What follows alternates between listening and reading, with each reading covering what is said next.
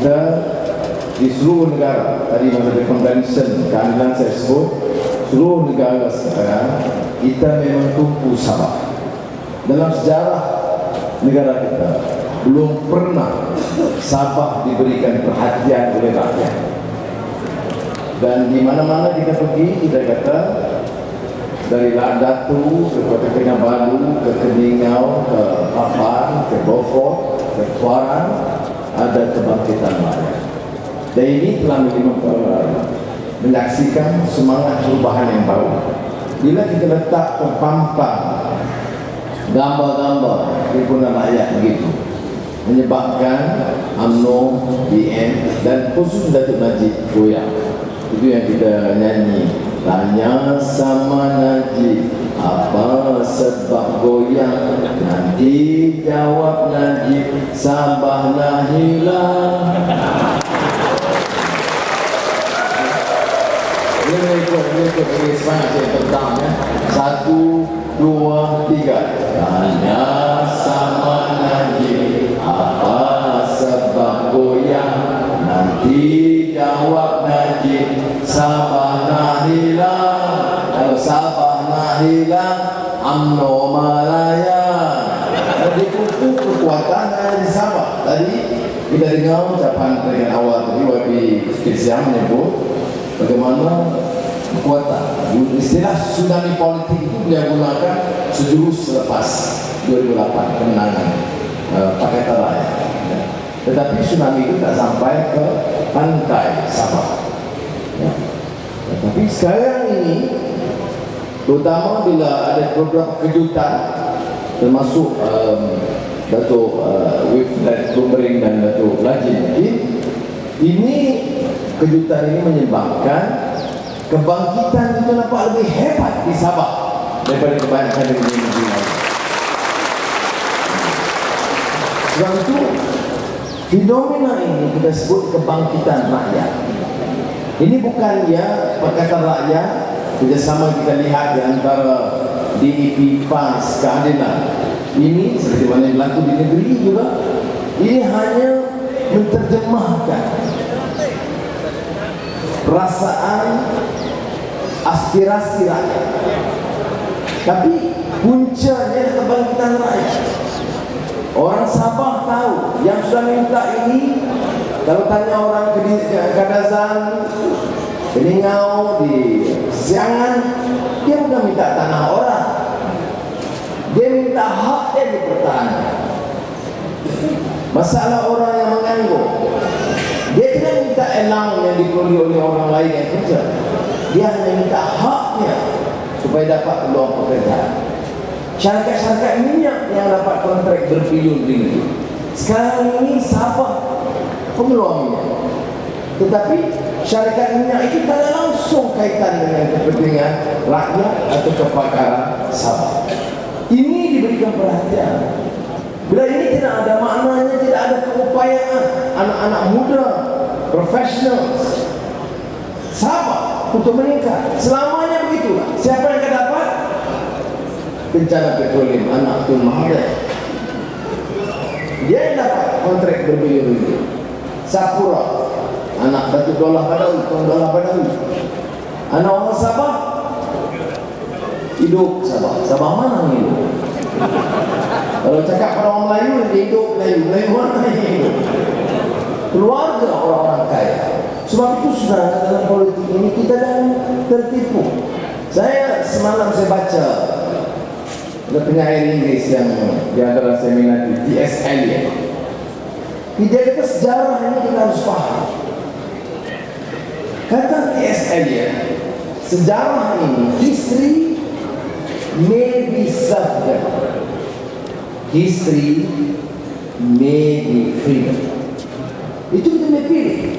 Kita belajar sejarah pengalaman yang lalu untuk mengekalkan kita dalam keadaan lama sebagai hamba. Kita merdeka, betul, negara merdeka. Siapa tentukan balak yadi bersiapa? Kita tak langsung. Uang ratusan juta dikeluarkan, langsung tidak ada suara. Negara merdeka, Tapi kita sebenarnya hamba.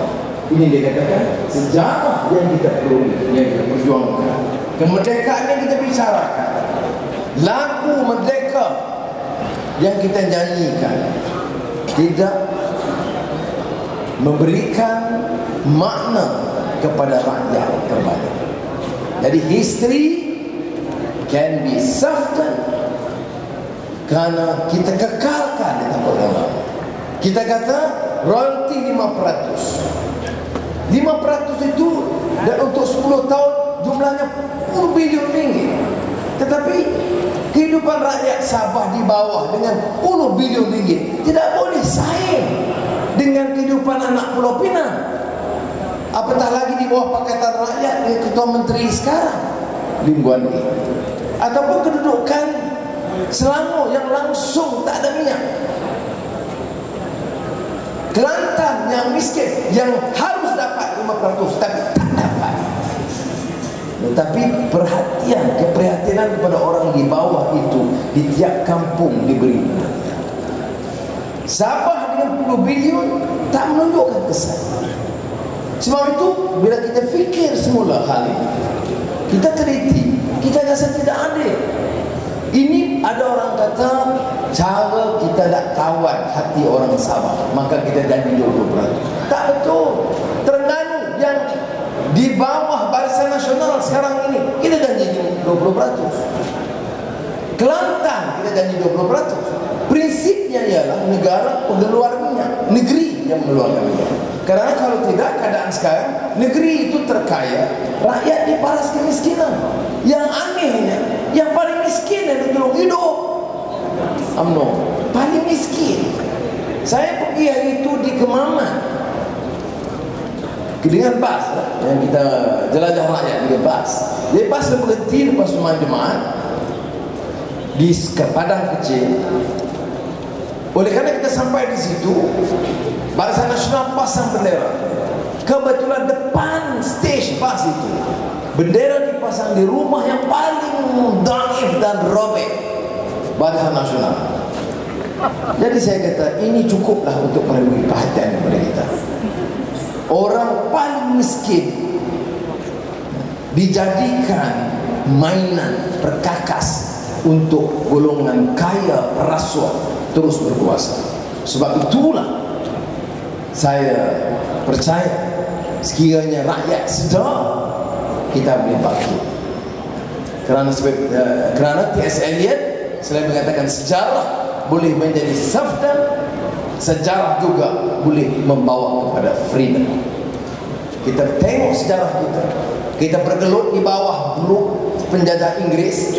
Kita bergelut bila ada pertarungan kuasa di kalangan kelompok-kelompok tanpa agenda yang jelas. Saya tidak pertikaikan jasa dan khidmat pembesar-pembesar dulu. Ketua-ketua kita dulu masih banyak berjasa. Ketua orang Islam, ketua orang Kadazan, ada jasa. Merdekakan negeri kita, berikan dignity, maruah kepada kita. Tetapi rakyat tak tahu apa agenda yang jelas. Ini bezanya dengan Pakatan Rakyat. Kita kata, we don't take our people for granted. Kita mau sokongan, we don't take you for granted. We want your support. We work with you, understand your issues, listen to your problems, and craft a program that you want, and we agree. And this is the contract yang kita sign dalam buku jingle, dalam kontrak sosial di antara rakyat dan bakal kerajaan Pakatan Rakyat. Hal-hal yang disebut itu kita dah tahu ya. Yang kita sebut apa-apa, yang 40 juta sekarang jadi mainan. Sudah, pemimpin ini dia kena ada rasa malu, ada sense of shame. Kalau satu negeri tahu 40 juta diambil, ada rekod di Hong Kong yang boleh riuh dan heboh kerana di Hong Kong. Kalau di Kuala Lumpur, kes tutup ya, kerana orang tak yakin dengan institusi. Yusra SPRM pun tak yakin. Seorang Mak Sabu sebut SPR pun tak yakin. tambah 2 jam di Selangor. Tak semena-mena. Pukul 4 kita tambah 2 jam undi di Selangor. Semua tak ada. Kita semua kata ini cara dia nak tipu lagi. Kerana keadaan di Selangor nampak wave rakyat bangkit. Dan ada kemungkinan besar cuba tipu. Tipulah bagaimanapun. Kalau rakyat sedar, rakyat bangkit, tumbang juga UMNO dan Barisan Nasional. Ini seperti mana yang berlaku di Selangor, sebab the push was so pronounced that the forces of evil wanting to manipulate was not able to withhold the pressure and demand from the people. Ini sebabnya kita kata istilah kebangkitan rakyat itu penting. Sebab itu yang popular apa? Tukar, ubah, ini kanina, reformasi, apa ini? Semua ini memberi tanda, ia memberikan appeal yang besar kepada rakyat untuk bawa perubahan. Akhir kali orang tanya, untuk apa kita ubah? Mengapa kita kata ini kanina? Ya, kita fed up dengan UMNO BN. Yes. Tapi saya nak ulang, seperti mana yang kita ada konsensus di kalangan pimpinan tubuh adik awal, Babi Kit Siang dan pimpinan keadilan sekali, apa? Kita bukan sekadar nak tukar. Kalau tukar kerajaan, Sabah dia memang pakar. Tak ada negeri di Malaysia pakar tukar kerajaan macam Sabah.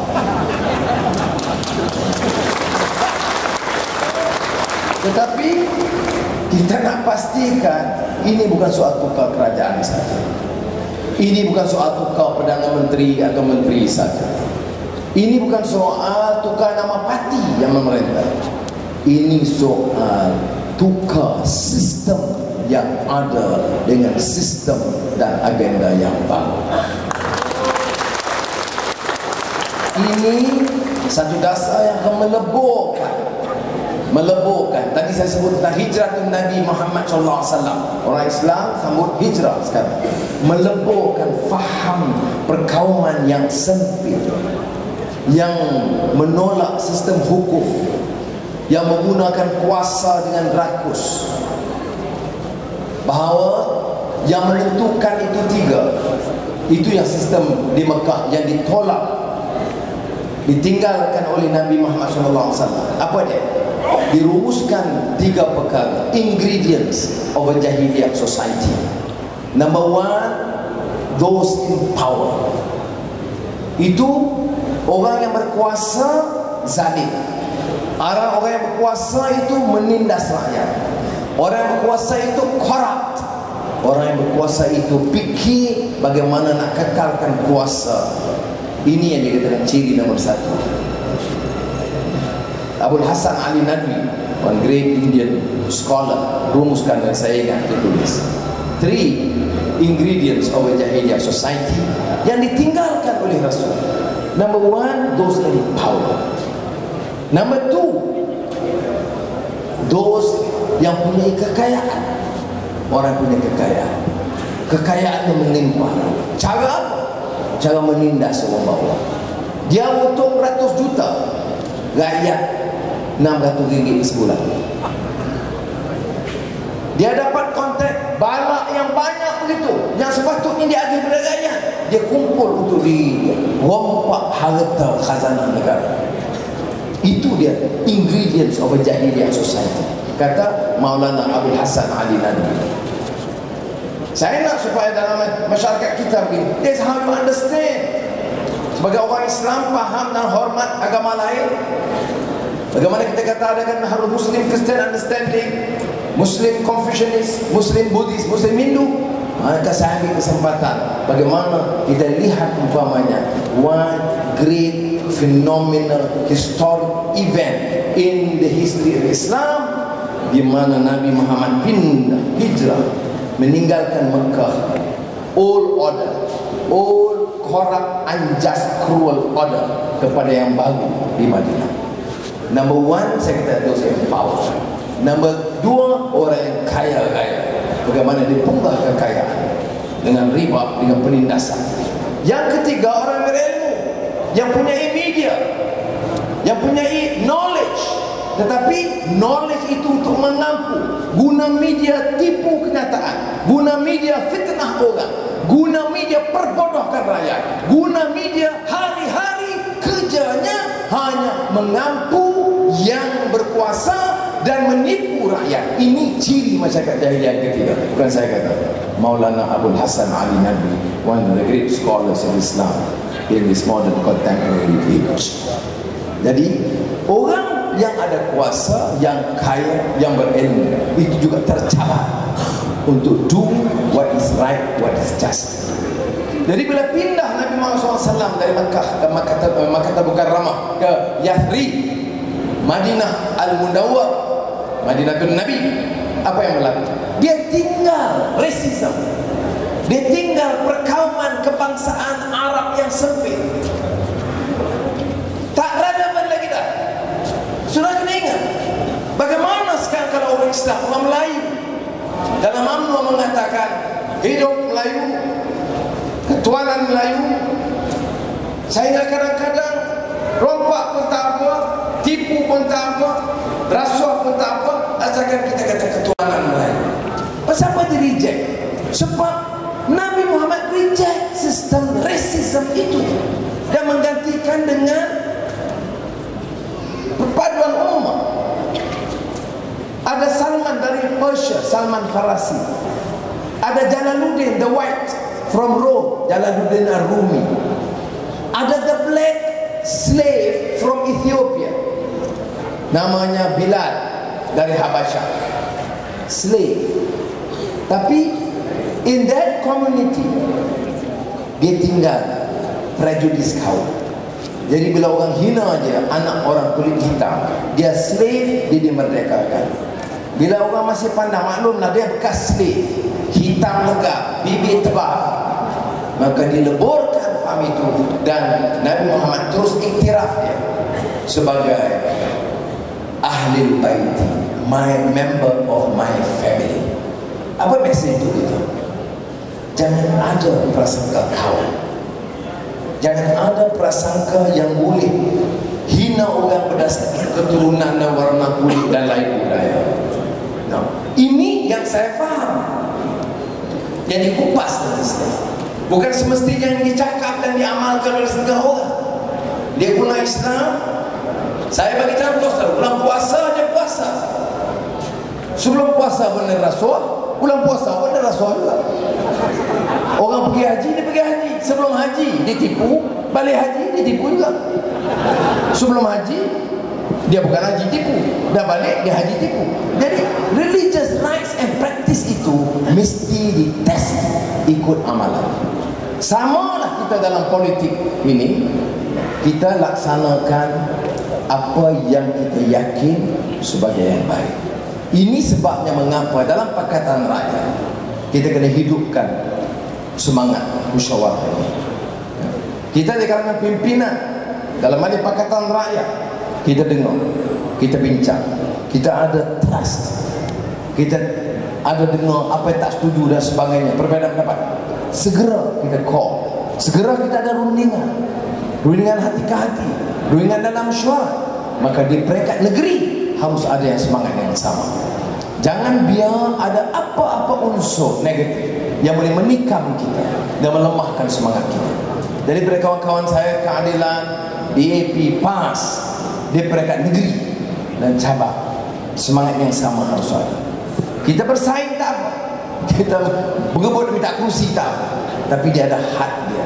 Never sacrifice agenda lebih besar untuk angkat rakyat dan tawan Putrajaya dan Kota Kinabalu. Jadi sekali lagi lah saya ucap terima kasih. Kita dah bagi agenda, saya tak mau ulang. Sudah tahu buku jingle, sudah tahu janji manifesto Sabah yang disediakan oleh kawan-kawan. So dengar tadi ucapan-ucapan selain dari pimpinan kanan, juga pimpinan negeri dan juga Datuk Lajim, Datuk Wilfred, dan saya hargai sumbangan mereka kerana sudah tahu ini membantu jadi catalyst, membantu dia sikit-sikit sepak ini perlu dia kejut. Macam saya beritahu kat Datuk Najib, Beaufort itu sebenarnya tak masuk senarai kita dalam barisan utama. Sekali ada kejutan, Beaufort dia jadi line pertama. Sampaikan dia sekarang tiap minggu dia ada perhatian. Itu Ketua Menteri, semalam Timbalan Perdana Menteri, minggu depan Perdana Menteri. Tak pernah dia pandang Beaufort. Sekarang Beaufort jadi penting.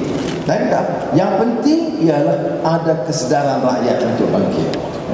Jadi sudah teruskan. You have done a wonderful job. Kami pimpinan, walaupun negeri semua tempat cerita pasal Sabah.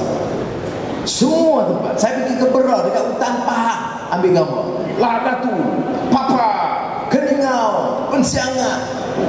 Orang kampung tu, begitu ramai. Berapa kita bayar? Sebab UMNO dia fikir begitu. Nak datang kena bayar. Jadi dia bingung macam mana kalau kita bayar semua ni, berapa ratus juta dah kita bayar. Tapi kenyataan sudah tahu, dia pun tahu. Mudah-mudahan kita akan saksikan perubahan. Saya yakin. Dan saya dah tengok, saya dah ikuti ucapan Babi Kit Siang, Mak Sabu, Wadi Awang, Tuk Uni lama. Tapi saya tengok mood sekarang. Kalau tengok, saya tidak pernah lihat di dalam pimpinan that sense of confidence, yakin bahawa kita boleh tawan. Dan sebabnya apa? Madu di tangan kananmu, racun di tangan kiri. Okey? 1, 2, 3. Madu di tangan kananmu, pakatan racun di tangan kirimu. PN, aku dah tahu mana satu pilihanku. Okey, ulang saya. 1, 2, 3. 1, 2, 3. Madu di tangan kananmu, pakatan racun di tangan kirimu. PN, aku dah tahu mana satu pilihanku.